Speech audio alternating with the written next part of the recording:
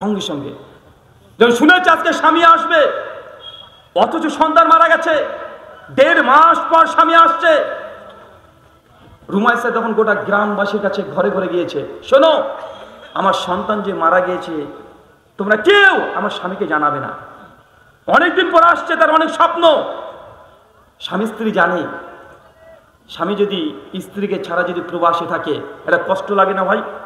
যেদিন বাড়িতে ফিরেন সেটা একটা আলাদা আনন্দ কাজ করে না? করে, একটা আবেগ কাজ করে। রুমাইসা গোটা প্রতিবেশীকে বলেছে কেউ বলবে না আমার স্বামীকে যে আমার সন্তান মারা গেছে, যদি এসে যদি শোনে যে সন্তান মারা গেছে ও নিজেকে ধরে রাখতে পারবে না। ঠিক গভীর রাত্রিতে আবু তালেব যখন বাড়িতে ফিরেছেন, রুমাইসা তখন পানির বোতলটাকে আগিয়ে দিয়েছেন তথা অজু করার জন্য পানি দিয়েছেন।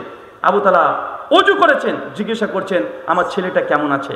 রুমাইসা বলছে তার স্ত্রী যে আপনার ছেলেকে আপনি যে অবস্থায় রেখে গেছিলেন আলহামদুলিল্লাহ তার চাইতে অনেক ভালো আল্লাহ আপনার ছেলেকে রেখেছে। ওই দেখেন আপনার ছেলেটা বিছানায় ঘুমাচ্ছে। মানে রুমাইসা তার নিজের সন্তান, মৃত সন্তানকে বিছানাতে চাদর দিয়ে ঢেকে রেখে দিয়েছেন।